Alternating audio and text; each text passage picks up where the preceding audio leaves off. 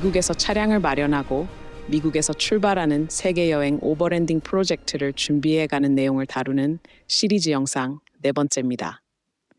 미국 이외 지역의 시청자분들께는 다소 생소한 미국의 제도와 절차 등으로 인하여 의도적으로 설명을 천천히 진행하고 있습니다. 지난 영상을 복습하고 새 내용으로 진행하는 방식입니다. 새 내용은 영상 아래에 있는 링크를 타고 바로 진입할 수 있습니다. 처음 오신 분과 지난 영상 복습을 원하시면 계속 머무르며 시청하시면 좋을 것 같습니다. 자, 우리가 이제 미국으로 가서 이제 하기 위해는 이제 몇 가지 방법이 있죠. 첫째, 가장 제일 쉬운 방법은 렌트카를 하자 하는 방법이 있는데, 이제 렌트카의 단점이라고 그럴까요? 렌트카도 뭐 예를 들어서 SUV나 뭐 미니밴이나 밴이나 또는 아주 캠퍼밴을 아주 렌트를 하시든 어쨌든 하루 이틀도 아니고 장시간을 렌트를 해야 되기 때문에 적지 않은 비용이 들어갈 걸로 예상이 됩니다. 두 번째 가장 큰 단점은 뭐냐면은 미국 내에서 빌린 차량은 미국 내에서밖에 이제 운행을 할 수가 없기 때문에 그야말로 그 차를 가지고 뭐 멕시코 방향이라든지 또는 더 멀리 남미 그리고 유럽 방향 쪽으로 국외로 나갈 수가 없는 문제점이 있습니다. 그래서 이제 미국 내에 한정이 되겠죠. 여행의 목적이 이제 미국에서 어느 정도 일정을 소화하시고 싶으신 분들은 아마 렌트카도 자기의 경제적인 사정이나 또 여행 스타일에 맞게끔 한번 구성해 보는 것도 괜찮지 않겠나 생각이 듭니다.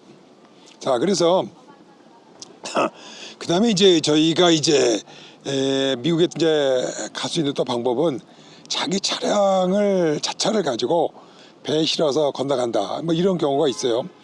여기에는 이제 단지 다 자기가 사용하던 차니까 여러 가지 장점이 있겠습니다만 또 단점도 있습니다. 일단은 이제 뭐냐면은 한국에서 미국으로 보내는데 아마 제가 2년 전, 3년 전 견적으로는 한 5천, 그러니까 지금은 한 6, 7천 정도 되지 않겠나 생각이 들고요. 또 시간이 배송 기간이 한 달, 양쪽에서 준비 기간이 15일, 15일 한 2달 정도 소요가 되지 않겠나 이런 생각이 듭니다. 더군다나 이제 차량을 가지고 미국에 이제 오게 되면은 TIP라고 그러죠. 외국 차량이니까 이제 등록할 필요는 없는데 임시 운행 허가증, Temporary Import Permit을 주는데 그 기간이 이제 1년입니다. 1년이기 때문에 여러분들이 이제 3개월짜리 이 무비자로 들어오시게 되면은 또 뭐 카나다에 갔다가 또 다시 들어왔다가 해서 허가 맡은 기간 또 1년을 채우시면 될 것 같고요. 이거보다 더 큰 이제 문제는 이제 어디에 있느냐.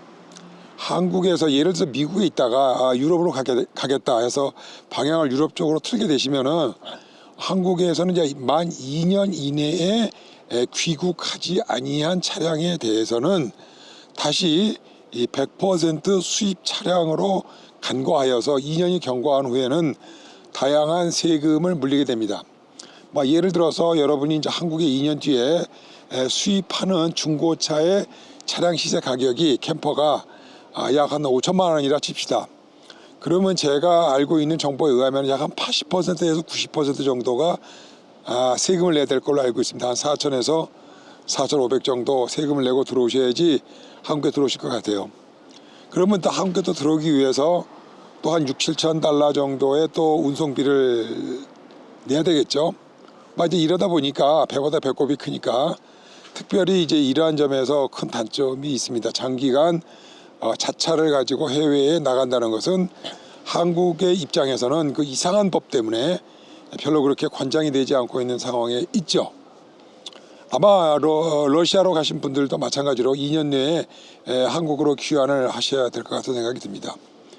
더더군다나 이런 문제 때문에 대양을 건너서 미국으로 오실 때 지난번 영상에서 말씀드린 것처럼 ISF라고 하는 임포트 시큐리티 파일링 하는 것들을 해보신 분들이 많지가 않아요. 어렵지는 않은데 그거를 이제 미국의 커스텀 브로커를 찾으셔야 되는데 잘 안 하시죠.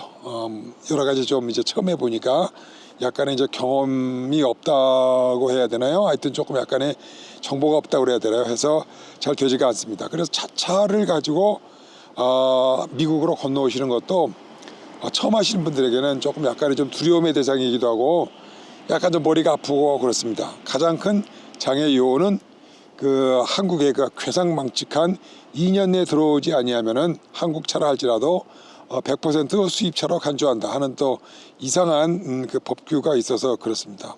자, 그래서 제가 지금 이제 말씀드리는 거는 이제 계속적으로 이제 말씀드릴 거는 뭐냐? 자, 미국에 건너와서 차량을 아예 미국 차를 구입을 해가지고 미국에서 등록을 해서 모든 오버랜딩의 시작을 미국에서 하자. 한국에서 시작할 게 아니라 그런 주제로 이제 말씀을 드려서 미국에서 차량을 구입해서 자기 스타일에 맞는 계획에 따라서 오버랜딩을 하시자 하는 게 저의 영상의 주제입니다. 그래서 따라서 지금 영상의 내용을 또 처음 들으신 분도 있고 또 자기의 그 국내에 캠핑을 하시는 분들한테는 맞지 않을 수도 있으니까 아마 여기서 끄고 돌아가셔도 될 것 같은 생각이 듭니다.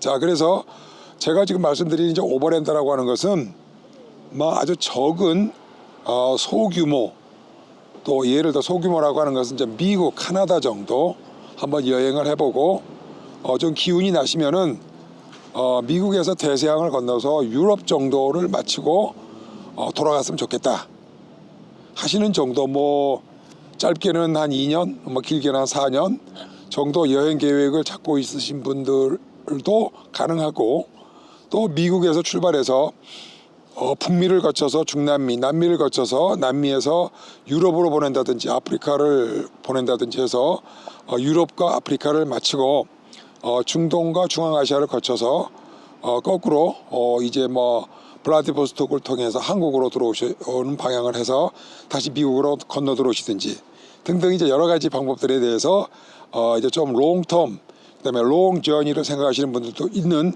이런 계획을 가지신 분들을 위해서 준비된 영상임을 밝혀드립니다. 따라서 제가 말씀드리는 것은 일단 한국에 이제 이런 거를 전제로 했을 때 그럼 한국에서 이제 무엇을 준비를 해야 될까 하는 문제가 있죠. 그래서 일단 운전면허를 영문으로, 앞에는 국문, 뒤에는 영문으로 10년짜리 영문 운전면허짜리를 가급적 취득하시라. 왜 그러냐면 이제 10년 정도 여행을 하시거나 이제 계획을 하시는 거죠. 두 번째, B2, 즉 미국의 정식 관광 비자를 신청을 하셔가지고 멀티플 비자이기 때문에 들락날락거리는 제한 사항이 없고요. 그리고 10년간 유효하고 또 언제든지 6개월 여행하다 카나다에서 한 일주일 있다가 또 다시 미국에 들어올 수도 있고, 뭐 멕시코에 갔다가 잠시 갔다가 또 들어올 수도 있고 해서 미국 내에서 한 뭐 48개 주, 그리고 카나다를 동서를 다 한번 보시고 알라스카도 보실 계획이면은 뭐 우리가 흔히 생각해서 1년 갖고 되겠습니까? 택도 없는 얘기지. 그러니까 이런 것들을 생각해서 아마 실질적으로 B2 6개월 기간에 그리고 멀티플 입출국이 가능한 B2 비자를 꼭 받고 오시라고 이제 추천의 말씀을 드렸고, 또 이제 아까 말씀드린 대로 차량 구매를 미국에서 진행을 하고 또 경우에 따라서는 여기서 새 차를 살 수도 있고 또 아니면 중고차를 사가지고 컨버전을 할 수도 있고 또 아니면 조금 더 비용을 줘가지고 이미 캠퍼로 컨버져 있는 데에 있는 차를 살 수도 있고, 또 여기에 장점은 뭡니까? 미국에 돌아오거나 하시면은 팔아버릴 수도 있고, 또 여차하면은 또 제3국에 가서 팔아버릴 수도 있고 하는 이제 옵션을 갖고 있기 때문에 한국의 그 2년이라고 하는 기간 제한을 받아가지고 차량을 운행하시는데 걱정이 없지 않겠나 싶습니다. 따라서 이러한 계획을 원만하게 진행을 하시기 위해서는 일단 이제 경비 문제가 있습니다. 그래서 지난번에 제가 무턱대고 추천드린 말씀은 미국의 은행 구자를 여시라고 강력 추천을 드렸고, 그건 여러 가지 이유가 있습니다. 일단은 뭐 손쉬운 얘기로는 미국의 그 계좌를 이렇게 하면 한국에서 미국 달러를 현금을 만들어서 쓰는 게 가장 비용이 비싸죠. 그래서 이제 두 번째로는 아마 그 신용카드 쓰는 걸 거예요. 아마 세 번째로는 데비카드 쓰는 걸까? 그렇게 될 겁니다. 다 이제 상당량의 수수료가 붙게 되겠죠. 하지만 가장 이제 저렴한 게 어떤 거냐면은 미국 내에 은행 구자가 있게 되면은 우리가 말하자면 이제 와이어 트랜스퍼라고 하죠. TT, 텔레그래픽 트랜스퍼 해서 전신환으로 한국에 있는 자금을 미국으로 전금을 시키는 것이 가장 적은 비용으로 미국에 꽂아 넣을 수가 있습니다. 그리고 이제 미국에 일단 오게 되면은 제가 지난번에 얼핏 소개드렸습니다만은 전혀 여행자를 위한 환전이나 수수료가 없는 카드를 발행을 하시게 되면은 자 이제 미국에 일단 달러가 들어오게 되면은 일체의 기타 수수료 없이 차도 사고 여행도 하고 뭐 환율이라든지 뭐 ATM 수수료 뭐 이런 거 신경 쓰시지 않으시고 사용할 수 있고 하는 그런 또 경제적인 이득이 있을 뿐만이 아니라 미국의 은행을 터놓게 되시게 되면은 여러분이 이제 차량을 구입할 때 따라서 왜냐하면 미국에는 이제 48개 주 그리고 이제 하와이하고 알래스카가 이제 물 건너 있지 않습니까? 이러다 보니까 50개 주의 시스템과 방식이 전혀 같다고 누구도 장담할 수가 없습니다. 그래서 제가 말씀드리는 거는 어떤 특정 주의 어떤 샘플 케이스라든지 또는 아마 일반적인 어떤 모델 케이스를 제시를 하는 거니까 여러분들께서 이 점 가늠하시고 제가 하는 얘기가 어떤 주에는 맞을 수도 있고 조금 다를 수도 있고 아니면 또 조금 더 편리한 방법이 있을 수가 있으니까 그 나머지 일들은 여러분의 일이지 제 일이 아닙니다. 그 점 양해하시고 여러분들이 각자 제가 아이디어들을 드리고 방향을 제시해 드리시면 나머지 찾아갈 길들은 여러분들이 잘 알아서 찾아가셔서 오버랜드의 길들을 완성하실 수 있기를 기대에 맞지 않습니다. 그래서 이제 금전적인 문제도 있고 차량을 살 때에 은행에서 발행하는 뭐 잔고 증명이라든지 여기에 보게 되면 주소지가 나와요. 이러한 주소지는 은행 주소지는 대부분의 주에서 정식적으로 이 사람이 텍사스에 거처를 두고 있는 사람이다. 뭐 보스턴에 거처를 두고 있는 사람이라고 인정을 받을 수 있는 공식적인 문서가 되기 때문에 겸사겸사해서 은행을 꼭 트시라 얘기를 드렸어요. 자, 우리가 이제 지난번에 어떤 우리 구독자님께서 은행은 소셜 시큐리티라고 해요. 그러니까 한국으로 말하면 이제 주민등록증이라고 하면 되겠어요. 사회보장 번호라는 게 있는데 맞는 말씀이에요. 그래서 이제 소셜 시큐리티 번호를 받으려면은 어떤 다면 정식으로 이민을 오신 분들 또는 6개월 이상 학업이나 교환 교수나 뭐 등등 6개월 이상 장기 체류를 할 수 있는 분들에게 소셜 시큐리티 번호를 발급을 합니다. 그러니까 이제 학생 비자로 오신 분들은 뭐 학생 공부가 6개월에 끝날 일이 아니니까 안 되겠죠.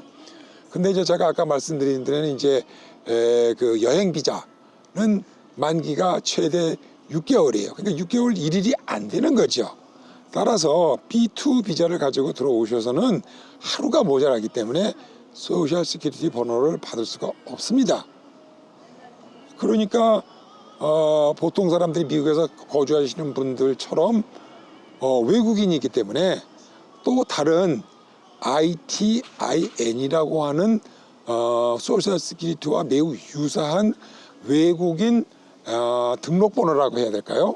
Individual Tax Identification Number, 즉 개인 텍스 식별번호라는 거를 부여를 받게 됩니다. 9자리입니다. 소셜 시큐리티도 9자리고요.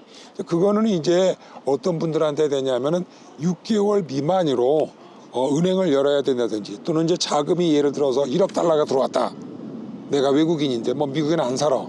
그러면 이자가 붙을 거 아닙니까? 그러면 이제 그 이자에 대해서 세무 보고를 해야 되고 또 이것이 불법 마약 자금인지 아닌지에 대해서 수사권 안에 들어와야 되기 때문에 반드시 일반 개인들, 즉 합법적으로 미국에 6개월 이상 거주할 수 없는 분들은 ITIN, Individual Tax Identification Number를 받도록 해야 됩니다. 그럼 그거 어떻게 하느냐? 자, 여러분들이 이제 미국의 세무국을 IRS라고 그래요. Internal Revenue Service라고 그러죠. IRS라고 그러는데 미국 세무 국에 인터넷에 들어가셔서 ITIN 넘버를 개별적으로 신청하시면은 발급이 되니까 자기의 신분을 넣고 그러면 거기에 이제 신분을 이제 접수를 받았기 때문에 임의로 이제 세무국에서 그 번호를 발행합니다. 그 발행된 번호를 가지고 은행에 가서 제출하시게 되면은 대부분의 은행에서 구자를 열 수가 있게 됩니다. 그러니까 뭐 어려운 건 아니에요. 자, 이제 거기까지 말씀드렸으니까 저는 뭐 세무사가 아니니까 여러분들이 알으셔서 은행을 구자를 틔울 수 있기를 바랍니다. 자, 그러면 이제 지난번 영상에 또 말씀드렸던 게 많은 말씀을 드렸는데, 자, 미국에 들어와서 이제 해야 될 게 뭐가 있느냐, 은행 구자 얘기를 하시라고 제가 말씀을 드렸고, 정리를 하면은 이제 레지던시, 내가 이제 어느 주에 내가 지금 거처를 마련하고 있다. 그다음에 송금에 편리하다. 그리고 이제 합법적 이제 입출금, 미국의 한국에서 이제 국민은행에서 송금해서 미국의 체이스 은행으로 들어오기 위해서는 이제 그것들을 국제적으로 자금이 이제 흐름이 되니까 당연히 이제 세무당국에서 이제 모니터링할 수 있도록 ITIN을 받으셔야 됩니다. 더불어서 이제 합법적으로 또 입국을 했는지 하기 위해서 지난번 영상에서 I-94, 즉 출입국 관리 기록이 있죠. 한국으로 말하면은 그거를 시애틀이나 샌프란시스코, LA 공항에 들어오실 때 그거를 페이퍼로 발행을 해달라 하실 수도 있고, 아차 싶으면은 또 우리가 그 CPB라고 그렇습니다. 그게 CPB가 뭐냐면은 컨트롤 보드 프로텍션인가 그래요. 그래서 국경 관리를 하는 CPB 웹사이트에 들어가셔가지고 거기서 I-94 페이퍼를 요구를 하시면 또 발급이 되고 그렇습니다. 자, 그래서 은행 계좌 구설에 대해서 이제 그만 얘기를 하기로 하고요. 자, 그다음에 이제 두 번째 문제는 뭐냐? 실질적으로 이제 주소가 있어야 될 거 아닙니까? 주소. 주소를 하기 위해서는 이제 가장 편리한 거는